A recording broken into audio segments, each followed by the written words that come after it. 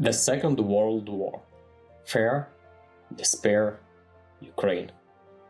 From the first days and even hours of their rule in the occupied territories, the Nazis carried out mass shootings of the civilian population. Innocent people, among whom there were many children and teenagers. There was no one to protect them. The suffering of children and adolescents during the German occupation was immeasurable, because the Nazis, obsessed with the idea of the superior race, destroyed the genetic fund of other races, performed cruel medical experiments on children. In this way, depriving the captured nations of their future.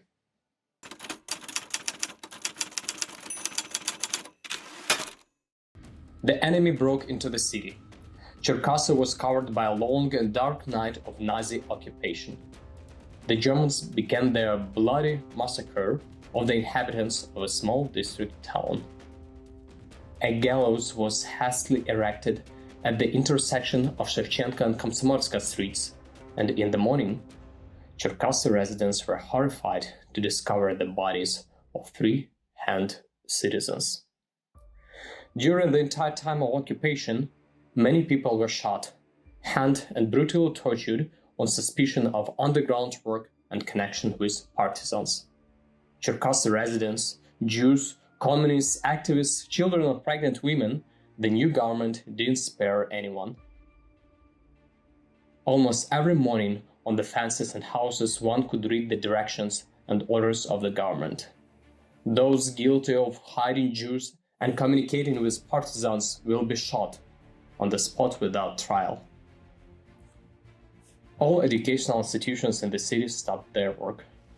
Crowds of homeless began to roam the streets. Most of them were children and teenagers who, as a result of Nazi terror, had lost their families and, having no shelter, simply lived on the streets. Our heroine appears on one of the streets. Alexandra is hurrying down the street holding her daughters, 7-year-old Alla and 4-year-old Larissa, tightly by her hands. But suddenly a horrific scene in front of her eyes makes her stop. The little boy is sobbing by the body of his dead mother. Without hesitation, Alexandra picks up the little boy and leads him home to safety and warmth. At that moment, I realized that I had to save him and hundreds of the other innocent children. It happened in the year of 1942, when my mother, grandfather, grandmother and uncle were brought from the village of Tbilisi in the Kiev region to Cherkasy prison. My mother, who was holding me in her arms, my grandmother, grandfather and uncle were put up against the wall for execution. Suddenly, a woman ran up to them and took me away. Shots rang out. My whole family was shot dead. Since then, I had my mother, Alexandra Shuleshko, who brought me to an orphanage. This event became the impetus for the decision to act, to save defenseless children who had been thrown out into the street, to certain death by the war. An ordinary teacher from a small town comes up with the idea of creating a building for all the children she is unable to take in. This is not an orphanage. It is not about orphans. This is home for every child like this. To create this, it is necessary to cooperate with the German Handelskommissar. Alexandra makes a difficult but important decision for herself for the safety and life of the children. The German gave the go-ahead for the creation of children's home, but set a categorical condition. If at least one Jewish child got to it, Alexandra will be shot. She said that she fully understood her responsibility, but everyone found shelter, regardless of their nationality. I wanted to do something specific for the children. I went to the city council and appealed to the head for help. He did not agree to my request to organize a kindergarten.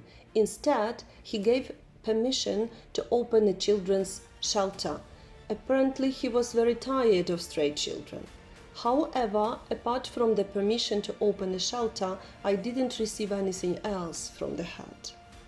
This is how the story of a great Ukrainian righteous woman among the nations, Alexandra Maximovna Shuleshko, began.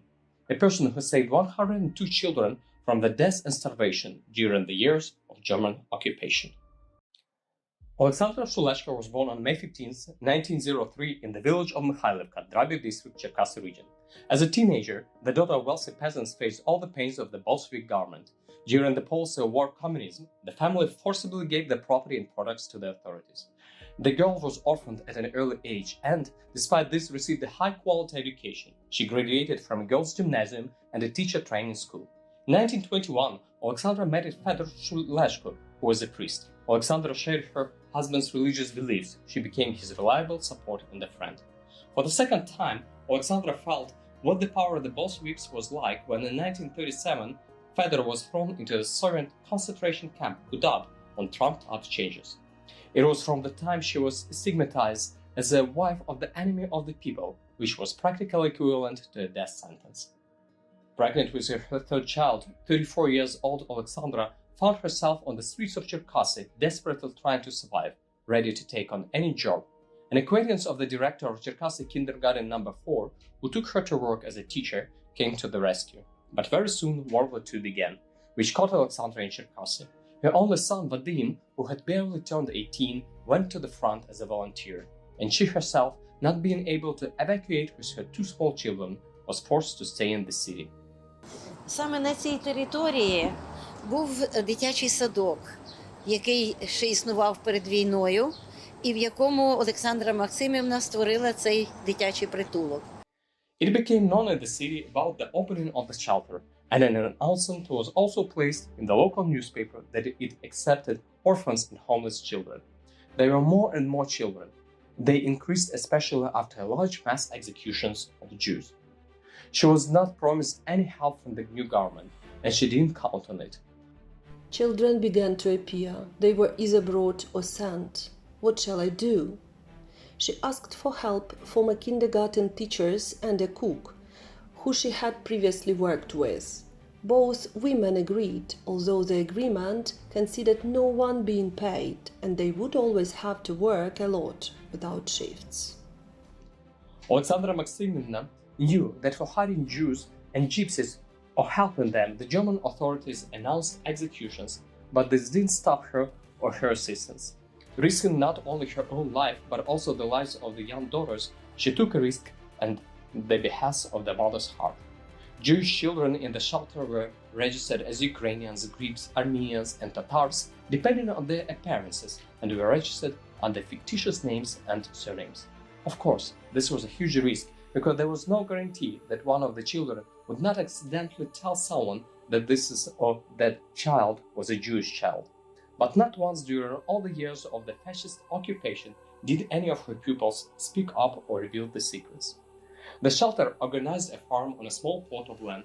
All the pupils worked on 1 day a week at Schwarz Cannery, earning food. Everyone studied, attended extra classes, clubs. On the days of church holidays, Alexandra Shuleshko, together with her pupils, arranged demonstrations visits to the local Orthodox church. For the team of workers, the main task was to save the children. It was necessary not only to feed and clothe them, but also to unite the entire children's team, to make them understand that we are living in terrible times, that they are all in the same situations, all orphans, brothers, and should live together, work and study as brothers. As precious relics, Alexandra and later her daughters kept children's embroidered napkins and samples of the educational embroideries and laces presented by the children of the orphanage to their named mother. But danger was always nearby. The real enemy of the orphanage was Rudnyov, chief of Cherkasy police. He was mostly interested in the Jewish question and constantly arranged inspections. But thanks to her courage, ingenuity, and knowledge of the German language, Alexandra managed to mislead the German occupation administration and the police over and over again. When an outsider entered the children's shelter, some children were hidden. Once the police came for a Jewish boy. The children and adults said that there had been one like that, but he ran away. Once, when Alexandra and her children were returning from their bathhouse, they were stopped by the police led by Rudnyov. He ordered several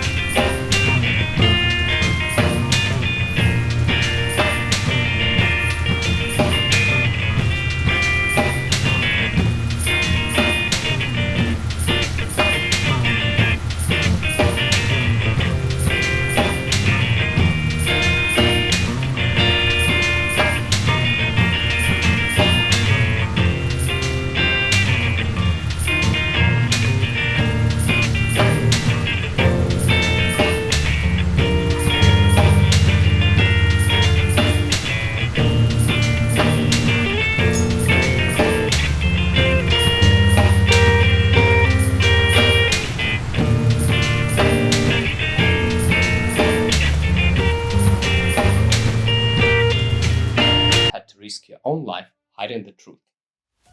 1943, Germans began to be pushed out of the Ukrainian territory. The Red Army was approaching the city, and the Hitlerite command declared Cherkasy a frontline zone. The Habits Commissar ordered to evacuate the shelter to the west.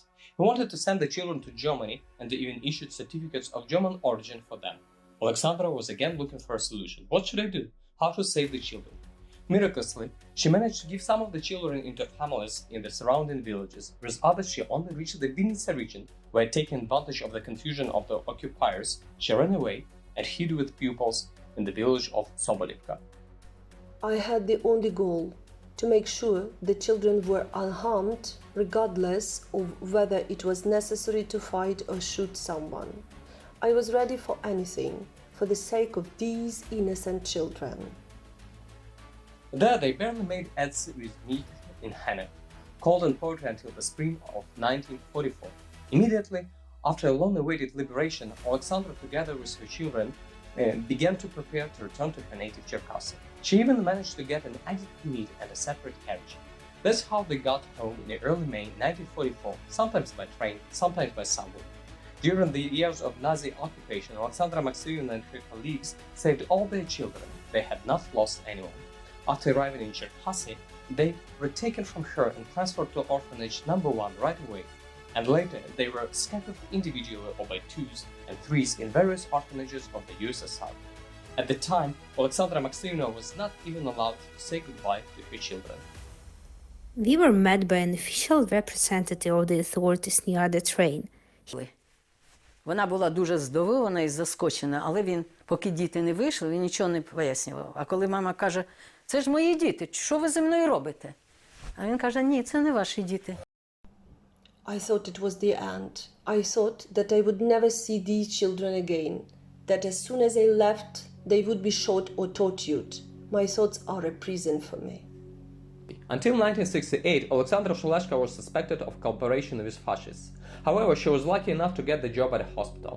After this horror, Alexandra decided to continue volunteering, namely she was a donor for 23 years, donated 150 liters of blood, and was twice awarded the title of honorary donor. After retiring in 1963, Alexandra Shuleshka moved to live with her daughter Larisa in the city of Kiev. In the period of the decline of the USSR and the restoration of the values of freedom and justice, in 1988 she was awarded the Order of the Patriotic War II degree. 2 days before her death, Alexandra was awarded the honorary title of the Righteous One of Ukraine by Cherkasy Jewish community. On February 24, 1994, on the last day of her life, her daughter Larisa showed her mother the diploma and read the words written that her feat would not be forgotten by the people. Alexandra didn't believe it and said, "Give me a mirror." Look into it, she said, "so I'm not the last person." From the memories of Larisa Shuleshko.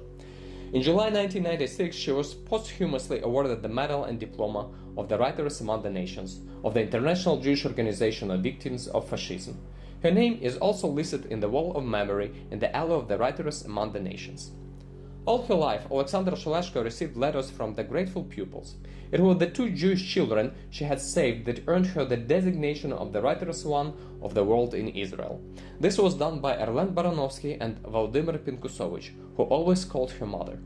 In our city of Cherkasy, they only recently started paying tribute to Alexandra. A documentary dedicated to her, Alexandra Shuleshko, The Fate of the Writeress, and the book In Memory of the Glorious Countrywoman were released. Ми добивалися, щоб її ім'я було в нашому місті на одній з вулиць понад 15 років. І якщо це трапиться, це буде День щастя. On August 5, 2013, a memorial plaque was installed in the center of Cherkasy, reminding the city's residents of the difficult fate and the great feat of the woman and the mother, the writers among the nations, Alexandra Shuleshko.